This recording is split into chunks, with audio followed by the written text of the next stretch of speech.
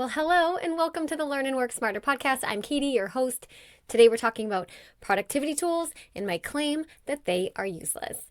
Now, if you've been around here for a little while, you may or may not know that I have a previous episode titled My 10 Favorite Productivity Tools.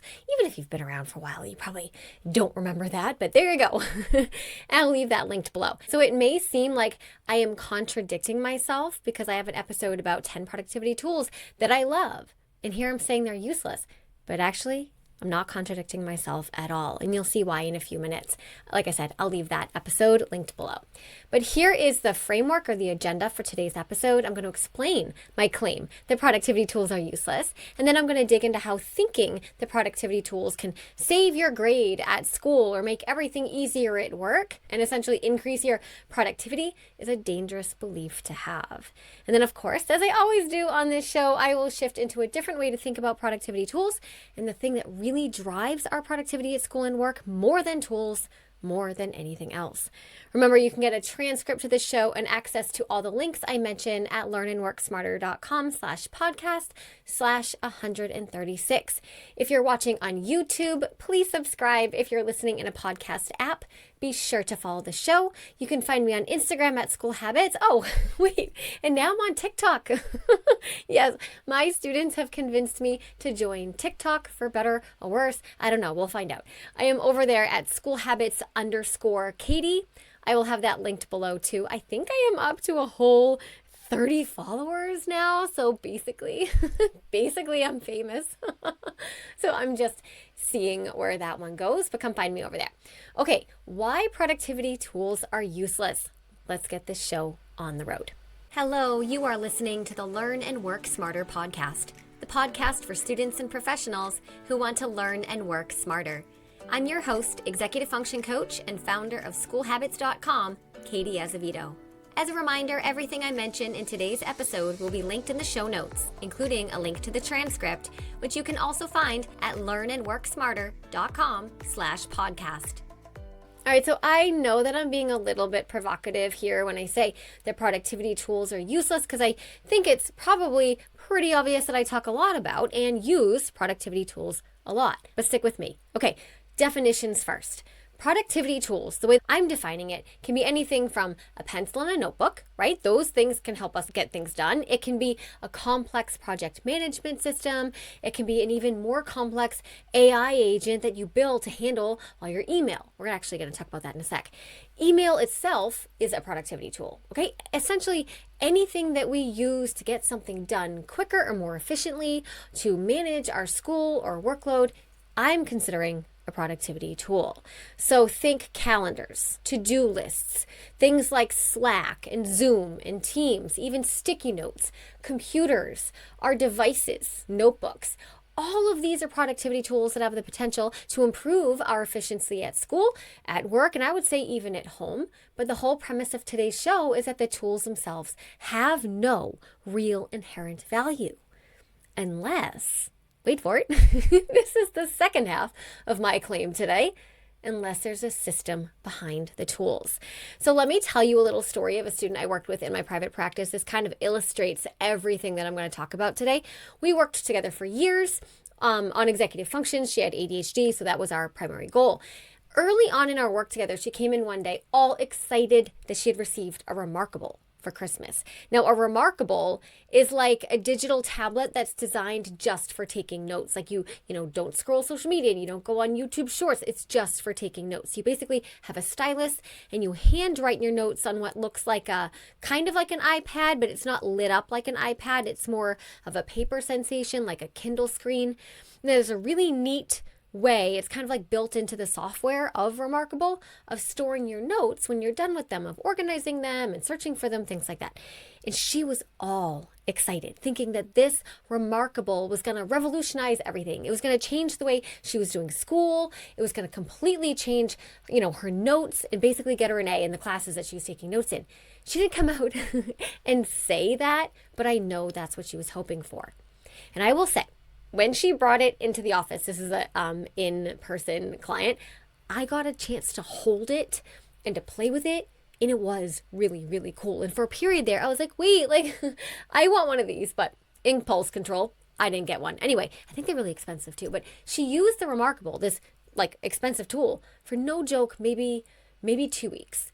And then 1 month in, it got to the point where she just didn't touch it. She essentially gave up on the whole thing altogether. And that's what I see a lot. People place a lot of hope in the tool itself, but if you don't have a system or a strategy behind using that tool, then the tool essentially just becomes a hunk of plastic or a hunk of digital pixels, whatever the tool is. Now, this was early on in our coaching, so we hadn't yet developed her full note-taking methods and strategies, okay? And so when she got this note-taking tool with no note-taking strategy behind it, of course the tool becomes useless because she didn't know what to write down in the first place. You have to have the strategies for keeping up with a fast-talking professor. You have to know how to organize your notes in a way that makes them really easy to study from. It's really helpful to know different note-taking methods and how to adjust your note-taking method depending on the course and the content, right? She didn't have any of these strategies or systems in place. She didn't know what to do with her notes when she took them. Now, I've got plenty of students who are, decent at taking notes, but then they're like, great, like, what do I do with these? How do I get these from out here, whether they type them or wrote them or use Remarkable, how do I get them into my head so that I can use that material, that I pull from my head on a test? The tool in this case, the Remarkable, had absolutely no positive impact on her school experience, on her note-taking, on her grades, because she didn't have a method or a strategy behind note-taking in the first place. Now, let me give you another example, one that, again, I have seen a lot in my private practice. This example is going to incorporate a really, really basic tool. Like, I don't even know if we can get more basic than this. The assignment notebook. Actually, I have another example in mind that I might use today that's probably a little bit more basic than the assignment notebook, but let's go with this one at first. It was funny. I saw an Instagram post the other day that said, like, I don't know who needs to hear this, but you already have 6 blank notebooks at home. At first I laughed and I was like, wait a minute, like, how rude and judgy, like, I want a 7th. But then that Instagram post actually, or I think it was Instagram, I don't know, maybe it was on TikTok. Now that I'm on TikTok. Anyway, it inspired me to write a blog post called 10 Ideas for Using Blank Notebooks. I will leave that linked below if you are a notebook kind of person. But anyway, at the start of the school year, back to school shopping, usually for most students, involves some kind of assignment notebook planner or a homework planner. Now, some students spend a lot of time and effort and even money selecting the perfect planner. You may see yourself in this scenario too. You have to make sure the binding is right, the paper's right, the color's right, the size is right, all of that. And I'm that person too. I love it. Just holding this new assignment notebook or this new planner in your hand makes you feel more organized than you've ever been in your entire life, like in September, right? It has the promise of never procrastinating again and keeping track of everything forever. But again, the planner itself is just a bunch of paper with the binding and some lines and dates printed on it. It's the routine and the system for using that planner that make or break your productivity. Now, I did very intentionally bring up a note-taking tool. In this case, Remarkable is what I was talking about in my example, and an assignment notebook as an assignment management tool. I intentionally brought up those two because they're super common and super relatable. Like, most people have some kind of note-taking or task, management tool, so to speak. And it also gives me a chance to remind you guys that I have 2 really accessible programs, the Assignment Management Power System and the Note-Taking Power System. Those 2 programs teach students the strategies and the systems behind the tools. In both of those programs, like, I don't say you need this tool, you need that tool. It doesn't matter. They're tool agnostic. It's the strategy and the systems that will revolutionize your note-taking, not the tools.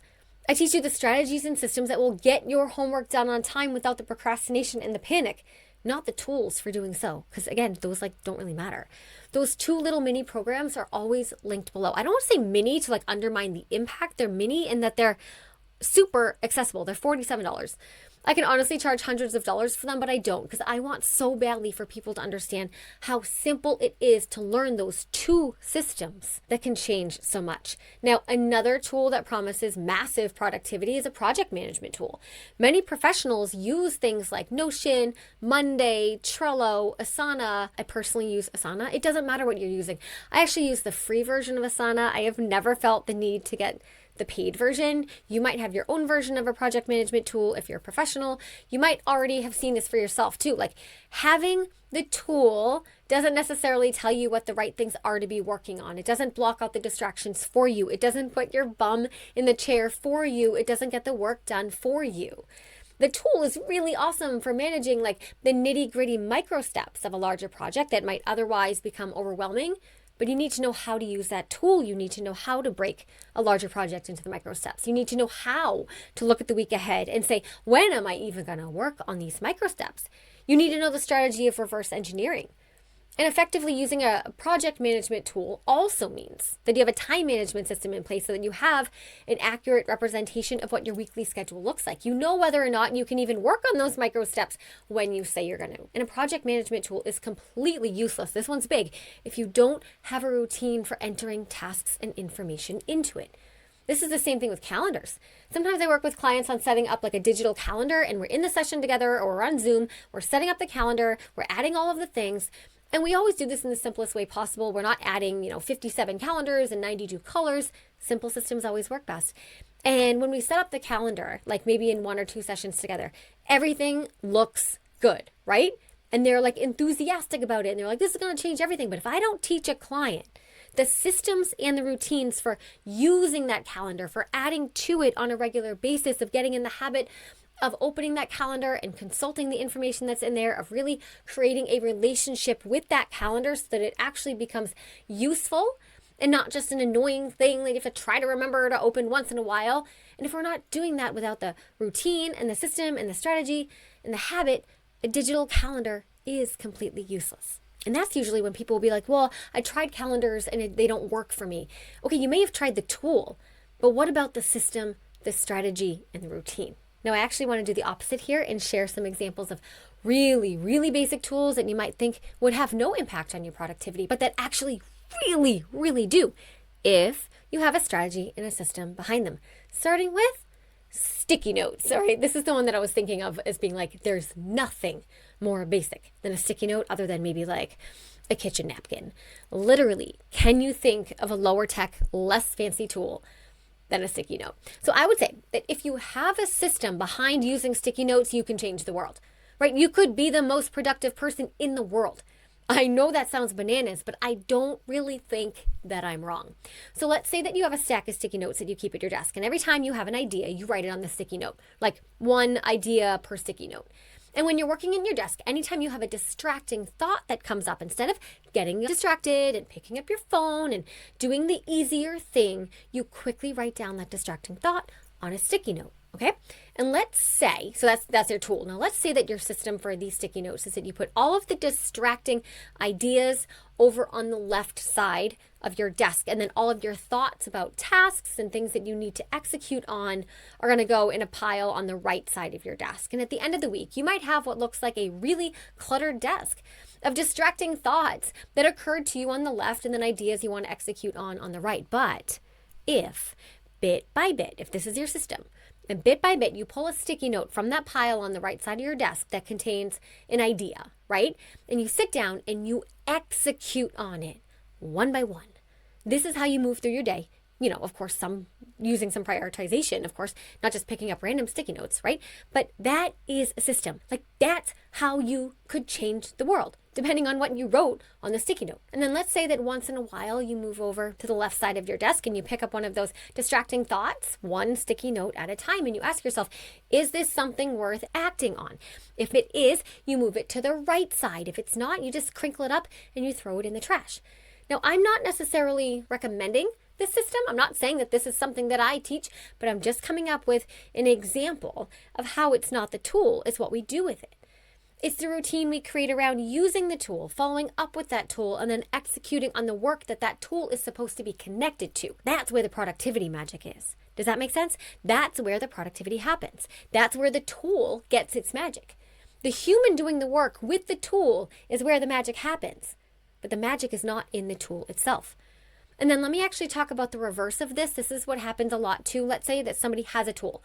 I'm going to stick with this sticky note example. Let's say they have the tool of using the sticky notes and they're writing ideas and their thoughts down and they're putting them, on the left side. They're writing down tasks and, micro steps to long-term projects and they're putting them on the right side of the desk. So far, so good. You're using the tool properly. But let's say that they don't have a routine and a system where they're regularly and consistently saying, okay, now is my time to sit down and pick up a sticky note and execute on it. If they don't have that routine, not only does the sticky note tool become useless, but now they have a giant mess on their desk, which almost makes things worse than when they started.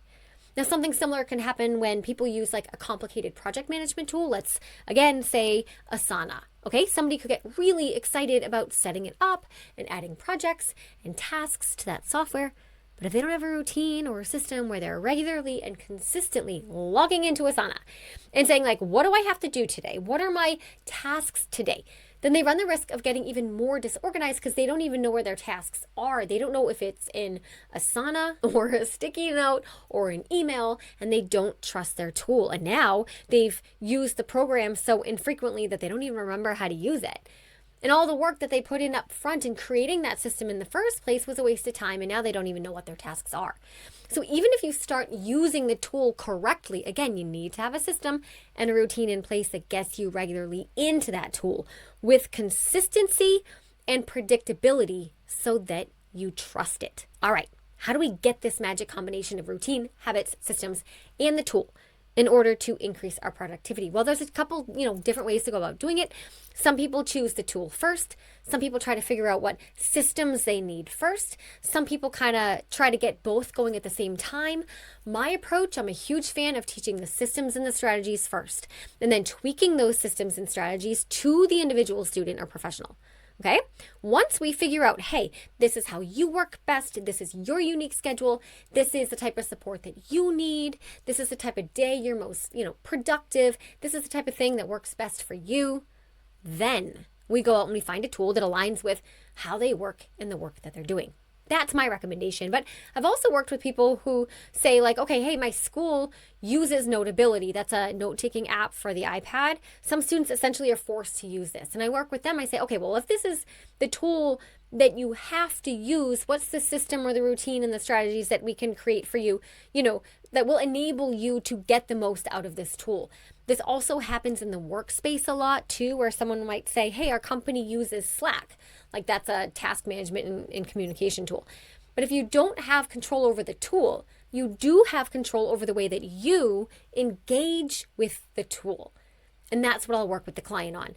You've heard me talk about this a ton, but School Habits University is my signature program. That is where I teach students the strategies and the systems behind learning, so that they have this complete ecosystem of strategies that get them the better grades with less effort. We're talking about time management, task management, note-taking, annotating, study skills, and organization. Those are the 6 skills that I teach in the program, the 6 most critical skills for managing an academic workload. And all of those 6 systems scale perfectly into the workspace. That's why I'm always saying that these skills are timeless.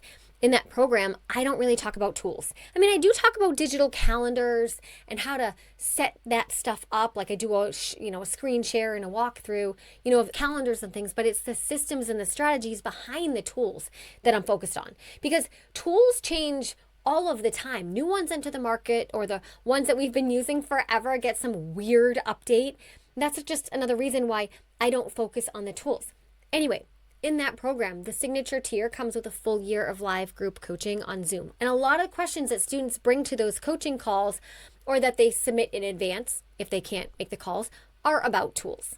And of course, I answer those questions always. I answer all the questions, but I'm always trying to spin it back to the system and what's the strategy behind those tools. Now, students who've been in the program for a while, I can start to see their questions. They're sort of like shifting into questions about refining the systems that they're building in the program, because they're learning that it's not about the tool. That's where the tweaking and the personalization bit matters, because that's what I encourage people to first figure out before they go out and get the tool. And I'll help the students figure out the systems and tweak them and adjust them to who they are and how they work. And then maybe I can give a tool rec from that point.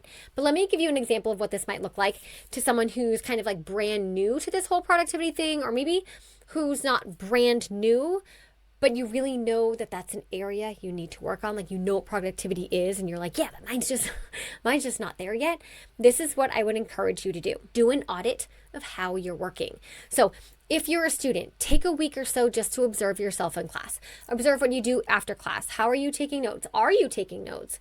Are you doing anything with your notes? What are your email habits like? Do you only log into your email when you're expecting an email? What about studying? Do you study last minute? And you're like, wait, what do I even study? Do you procrastinate a lot? Do you have a digital calendar somewhere, but you're not really using it, or you only use it for maybe a week at a time? Are you trying to use your learning management portal or your school portal to track your assignments, but you're still feeling overwhelmed and like you're missing things? And the teachers all use the portal differently, right? So you're feeling like it's not working. If you're a professional, observe yourself at work for a week. How are you engaging with your project management tool? What's your task management look like? Do you find that you're really focused in the morning, or more focused in the afternoon, or not focused at all? Do you find that there's default tasks that you spend a lot of time on that you wish you didn't spend so much time on, maybe like email and admin, because that's what's familiar and easy, and you're often neglecting the more important or challenging work? And so you end up procrastinating on that because you have this default habit of, let me just check my email. Are you getting distracted? Are you losing track of your tasks and what you're supposed to be working on? Are you always the last to know that there's a meeting because you don't check your calendar, or you forgot to write it down, or you don't have an effective email management strategy that involves you checking your email at reasonable intervals and extracting information that you need from that email? Do an audit for a week. Pick one system that you feel is the most out of whack. Is it time management? Is it task management? Is it organization? Is it note-taking? Yeah, even note-taking at meetings. So I would say note-taking and annotating are under knowledge management. Is that system out of whack? If you're a student, is it your study system? Do you not have a study system? And so you're just studying things at last minute and you're kind of hoping that they're on the test, but then it's not actually working? Pick one system that you want to start with, and then ask yourself, what would make this easier? Let's just pick email. Okay, what would make email easier? Is it that you go into your email inbox so infrequently that every time you go in there, you're overwhelmed by all of the emails and it takes you forever to process them, and you don't even know what to keep and what to delete? You can't remember if that important thing you're supposed to do came in a text message or an email or a conversation in the hallway. What would make your email system easier? Is it too clunky to open? Do you not like the interface? Are there too many folders? Where's the friction? I've had so many people ask me, hey, what do you think about using AI tools to process my email inbox? And I'm like, first of all, you couldn't pay me to do that. Second of all, if you still don't understand how email works, or if you don't have a system or a routine for interacting with an AI tool that you're giving permission to manage your inbox, if you don't have a system or a routine for taking action on the things in your email that your AI tool extracted and told you were important, who knows if they really are, that's why I wouldn't trust it, then the AI tool is a complete waste of space and time. So again, it's not about the tool. It's about the strategy or the system that you put in place so that the tool does what it's supposed to do. Figure out what system you want to work with first. That's usually the one that's the clunkiest, the chunkiest, the one that causes you the most stress, that gives you the biggest pit in your stomach. And then ask yourself, what about tasks? What about email? What about studying? What about organization? Whatever system you're picking, do I feel is complicated? And instead of going out and trying to find a tool to solve that problem, ask yourself, what systems and routines can I put in place to reduce that friction? For example, I'm just going to go back to email because we're already on it. What if you made a simple routine where you open your inbox just twice a day, once in the morning and once before you shut down work for the day, and you're doing 15 minutes for each check-in? In those 2 email check-in periods, this is what you're doing. This is your system. This is just an example. I'm not prescribing this, but whatever. Let's say that your system that you've created for yourself is to say, okay, I'm going to open every email that comes in. And you're saying, do I need to delete this? If so, delete it. You're asking yourself, does this contain a task? So something that you need to do. If it does, you put that in your task management system. And then you can either save the email, you can archive it, you delete it, whatever you want. I don't think that matters. But you're extracting the information and putting it where it belongs. Second, you're asking yourself, does this email contain something that's time sensitive? If it does, extract that information and put it in your calendar. And then the third question is, or maybe this is the fourth question. I don't know. Who's counting? Does this email contain reference information that I might need at some point in the future? If not, delete it. If so, you can either just keep it there, you can drag it into a folder, you can archive it. But the real strategy here is say, every day, I am checking email twice a day for 15 minutes. And every email that comes in, I'm going to address in one way or another. Boom, boom, boom. I'm going to delete it if it's junk. I'm going to pull tasks from it. I'm going to put it in the right system. I'm going to pull deadlines and time-based things from it. And I'm going to put it in my calendar. And if it's reference, I can choose to keep it somewhere. We're not acting on everything. We don't have time for that in one day. We're not doing all of the tasks at that time, but we are managing our email with a system. That's what email management looks like. So in that case, you can see it's not about the tool at all. It's not about whether you use Outlook or Google Calendar or an AI agent or whatever. It's about the system, the strategy, and the routine that you build around the tool that gives the tool itself the power. Now, if you're nodding along thinking, okay, this makes sense. I can see that tools themselves aren't inherently productive. I get that systems, routines, and strategies matter, but you're also like, shoot, I don't know what to do with that information. I don't know where to start. I don't know how to do this. Then that's your sign to join me inside School Habits University, where this is exactly what I teach you. I teach you the 6 core systems to run your academic life, whether you're in middle school, high school, college, graduate school, or an adult learner. Actually, I have working professionals inside that program as well, even though I designed it for students, because again, we're talking about the systems that scale right into the professional space. The link to School Habits University is always in the description box if you're watching this on YouTube. It's also in the show notes if you're listening on an app. It's also just at schoolhabitsuniversity.com. All right, my friends, that brings us to the end of the episode. I hope I sold you on the concept of systems today. And if you feel like you need a little bit more explanation about personal operating systems and the 6 systems that I'm talking about, I have 2 additional podcast episodes that you might find helpful. Episode 113, that's where I dive deep into the 6 system ecosystem for school and work. And then episode 117 is called Building a Personal Operating System to Manage Information. You know, I also should have mentioned this. I don't even think I can edit this the right way. I'm just going to put it here, but I should have mentioned this earlier. I have an episode that will help you go through that process of auditing your systems to determine which one to start with. That is episode 12. I'm sorry, I should have mentioned that earlier. Remember, I was like, audit your time, figure out which system is the clunkiest. Okay, that's episode 12. Are your productivity systems broken? And I had forgotten this. I walk you through step by step how to assess whether your systems are locked and loaded and good to go. Or perhaps they could use a little tweaking, and then how to know which one to start with. Again, everything is linked below. You guys are the best. Thank you for your time. Keep showing up, keep doing the hard work, keep asking the hard questions, and never stop learning.